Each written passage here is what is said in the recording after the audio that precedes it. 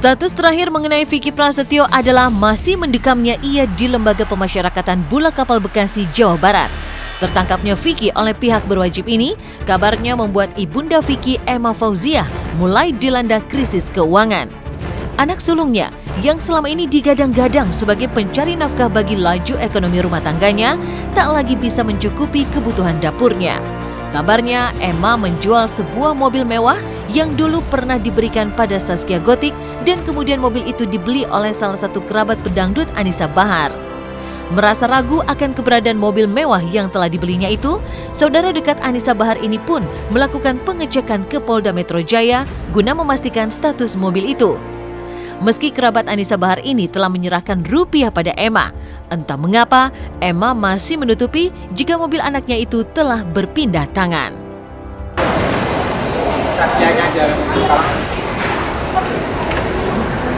Mobil ini kan mobil Vicky yang pernah dikasih Zaskia, ya. Terus saudaraku nanya, kakak kenal Vicky nggak? Oh iya kenal, kenapa dek? Aku mau beli mobilnya Vicky, gimana menurut kakak? Aduh, ntar dulu, kamu mesti jelas dulu ya, kamu jangan ini, soalnya aku taunya Vicky begini. Aku khawatir, aku bilang sama dia, dek, kamu jangan sembarangan dek. Kamu cek dulu ke Polda, kamu cek dulu ke polisian gimana mobil ini benar atau enggak. Ya udah. Terus gimana deal-dealannya? Udah dibayar semuanya, udah dipegang kita surat-surat.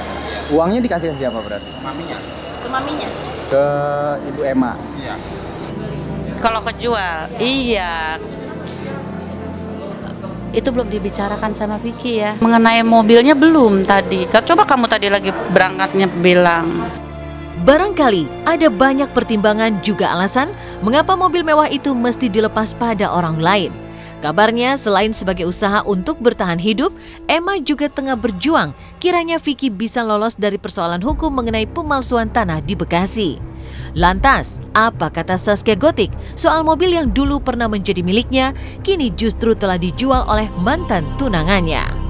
Anggapannya nggak apa-apa, itu terserah Vicky, terserah keluarganya mau berbuat apa, mau bertindak apa, itu haknya mereka. Karena di sini Neng pengen fokus sama karir Neng, pengen fokus sama kerjaan Neng harus profesional dan Neng harus bisa membuat emak dan abah, intinya emak dan abah, membuat emak dan abah itu bisa tersenyum lebar lagi. Kita sama dia udah selesai, sudah nggak ada apa-apa lagi, sudah habis.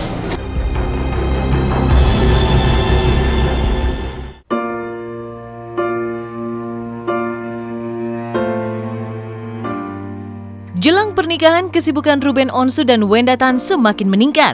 Kemarin pasangan ini melakukan fitting busana pengantin. Meski busana pengantin mereka nanti bertemakan budaya internasional, namun rencananya Ruben dan Wenda juga akan memberi sentuhan bernuansa Bali. Ruben dan Wenda akan berjanji sehidup semati di salah satu tempat di Pulau Dewata pada 22 Oktober mendatang dengan hanya dihadiri 150 undangan. Jauhnya jarak tempatnya menggelar hajatan besar ini, sudah tentu Ruben dan Wenda mengeluarkan kocek yang tidak sedikit. Lantas, benarkah demi memenuhi cita-citanya untuk bisa menikah di Tanah Dewata, Ruben rela menghabiskan tabungannya?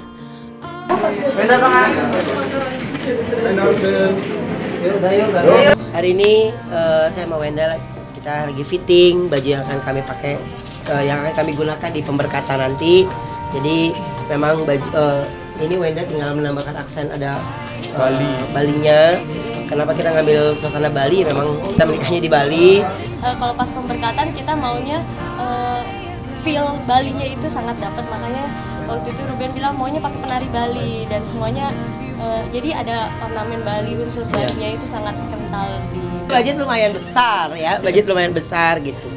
Jadi cuman kan saya terima kasih juga ya, salah satunya juga saya dapat diskon juga dari Om Yo juga gitu ya. Terus budget ya saya ngakuin memang cukup besar untuk saya sama Wenda, di luar dari ekspektasi saya, di luar dari prediksi saya dan Wenda. Tapi saya bilang ini doa saya, berapapun besar yang saya keluarkan, ini adalah kali pertama saya menikah dan terakhir harapan saya banget. Kenapa saya memilih Bali sama Wenda itu karena sebelum saya menjadi seperti sekarang ini, mama saya itu kepingin ke Bali, tapi kan nggak bisa ke Bali karena kan saya bukan dari keluarga orang yang berada ya.